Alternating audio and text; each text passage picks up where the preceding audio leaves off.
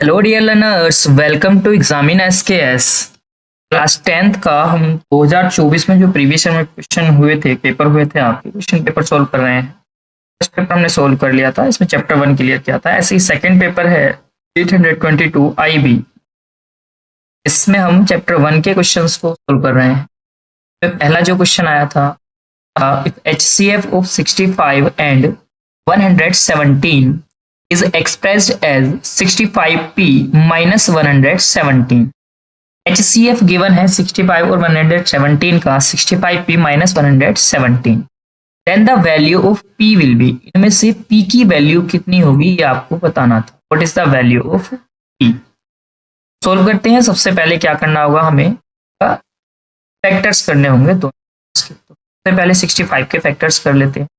65 last में 5 है इसलिए 5 से कट जाएगा। 5 बन जा 5, 5 3 जा 15। इसके दो फैक्टर्स आ गए, 5 आया है, दूसरा 13। 65 इक्वल्स टू 5 मल्टीप्लाई 13। इस तरीके से हमने इसके फैक्टर्स लिखे। अब दूसरे नंबर्स के फैक्टर करते हैं। दूसरा नंबर है 170 के फैक्टर्स देखिएगा। 7 + 2 9, 3 से डिवाइड होगा, 3 3 जा 9, 2 बचेगा, 2 इधर 27 आएगा, 3 9 जा 27। फिर से 3 से करेंगे, 3 1 जा 3, 3 3 जा 9। यहाँ पर आपको 3 फैक्टर्स मिल जाते हैं, और 3 3 एंड 13 को भी आप लिख लेंगे। 117 के फैक्टर्स क्या आए हैं, 3 मल्टीप्लाई 3 मल्टीप्लाई 13। अब HCF कितना आएगा बताओ। जो भी कॉमन टर्म होती है वही HCF होता है। तो यहाँ पर कॉमन क्या है दोनों में, आप देखो ध्यान से, यहाँ पर दोनों में कॉमन है 13, जो 65 के फैक्टर्स में भी है और 117 के फैक्टर्स में भी है। यहाँ पर हम HCF क्या लिख लेंगे, 13। यहाँ पर कितना हो गया HCF का, 13 हो गया। अच्छा बताओ, HCF तो 13 हो गया, लेकिन वैल्यू तो HCF में नहीं पूछी है, वैल्यू पूछी है what is the value of P।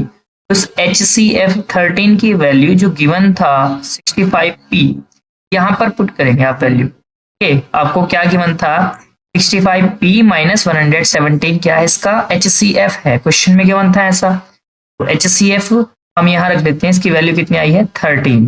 Okay, 65P equals to क्या हो जाएगा, 13 यहाँ से लिखो और 117 को राइट साइड में ले जाओ, हो जाएगा 13 + 117। 13 + 117 कितना होगा, 13 + 117 हो जाएगा 130। 130 हो जाएगा 130, और आप इसको सोल्व कीजिएगा। 65 से इसको रिड्यूस करेंगे, 65 बन जाए 65, 65 2 जा 130 की अगर वैल्यू हम लिखें तो पी की वैल्यू कितनी आ रही है, 2। ओके, तो फर्स्ट क्वेश्चन में जो पी की वैल्यू आई थी वो आई थी। क्लियर है सभी को? अगर आपको कोई डाउट है तो आप रिवाइंड करके पीछे से वीडियो को दोबारा देख सकते हैं। सेकंड क्वेश्चन जो इसी चैप्टर में से आया था, फर्स्ट चैप्टर में से, सेट में, देखिएगा क्या क्वेश्चन था।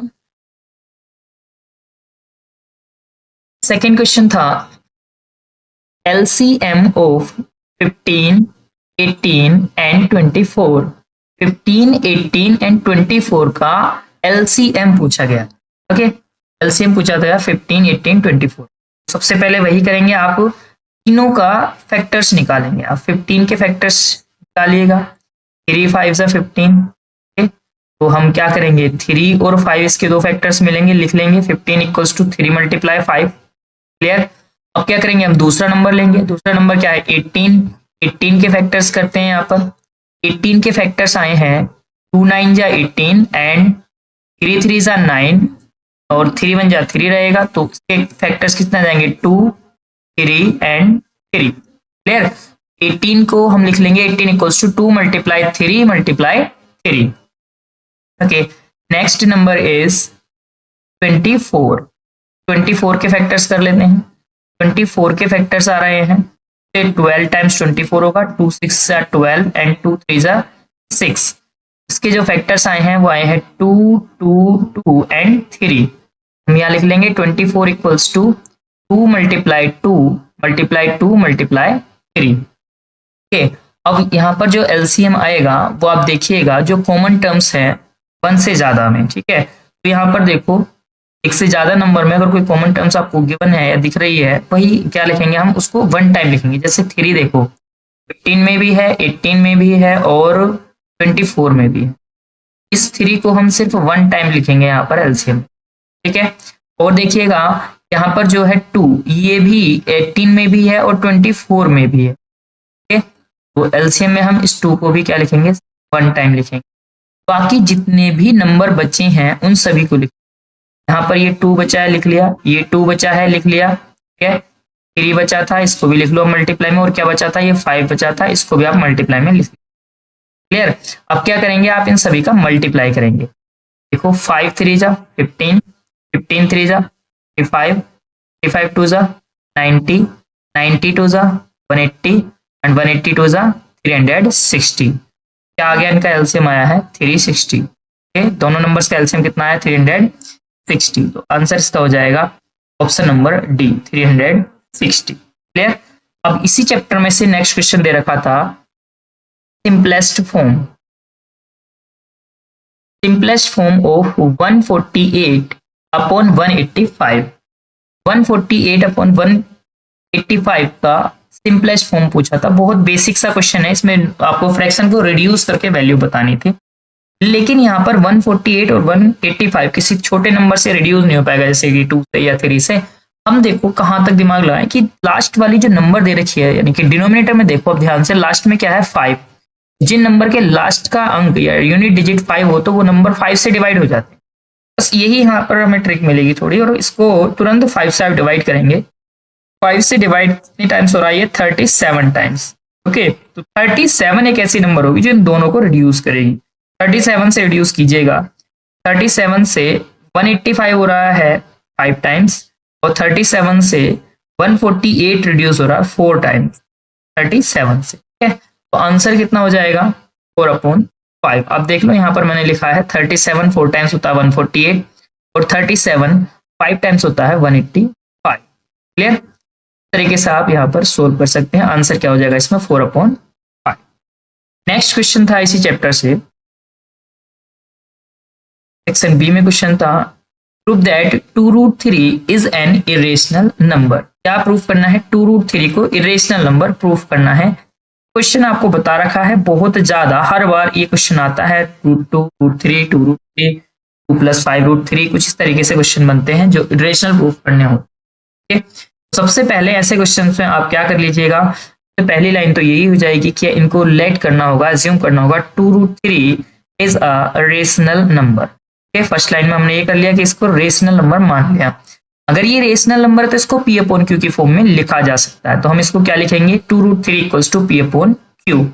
यहाँ पर आपको लिखना होगा P and Q आर को प्राइम इंटीजर्स। P और Q क्या है, दोनों को प्राइम इंटीजर्स हैं, एंड Q ≠ = 0, Q की वैल्यू 0 के इक्वल नहीं है। अब क्या करेंगे, आप ट्रांसपोज कीजिएगा, √3 = क्या आ जाएगा, P/2 को ट्रांसपोज करोगे 2 डिनोमिनेटर में आएगा राइट साइड में। ठीक है, इसको आप मान लीजिएगा इक्वेशन फर्स्ट, इसको हमने मान लिया इक्वेशन फर्स्ट। अब आगे देखते हैं हमें क्या लिखना होगा, यार square root of a prime number, square root of a prime number. यहाँ पर प्राइम नंबर क्या दे रखी है, 3। रूट ओवर कह सकते हैं उसको, जो भी नंबर प्राइम नंबर होती है अगर वो स्क्वायर रूट में दे रखी हो तो ऑलवेज इरेशनल, वो हमेशा कैसी होती है, इरेशनल होती है। क्लियर है सभी को। But P/2Q is a rational number. P/2Q क्या है, एक रेशनल नंबर है, और इरेशनल नंबर रेशनल नंबर के इक्वल नहीं हो सकती, क्योंकि इरेशनल नंबर को P/Q के फॉर्म में नहीं लिख सकते, लेकिन रेशनल को P/Q के फॉर्म में लिख पाएंगे, इसलिए दोनों वो इक्वल नहीं होने की है।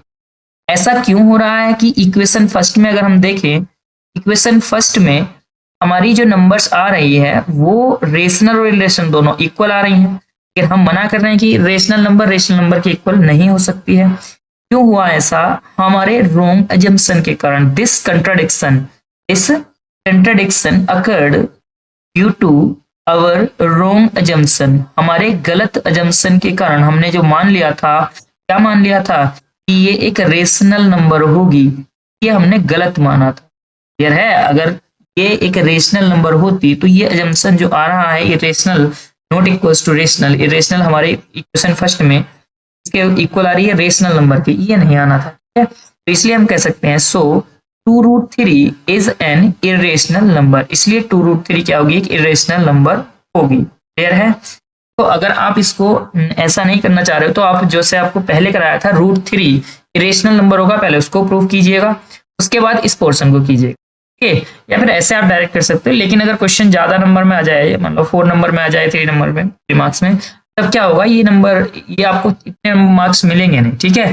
तो आप अगर शॉर्ट में क्वेश्चन आया 1 और 2 मार्क्स में, तो आप इसको कर सकते हो इस तरीके से, वरना पहले रूट 3 को रेस्ट में प्रूव कीजिएगा, उसके बाद इस क्वेश्चन को सोल्व कीजिएगा इस तरीके से। ओके, मिलते हैं नेक्स्ट, इसके मतलब नेक्स्ट जो हमने पेपर करना है उसमें। Till then thank you and have a nice day.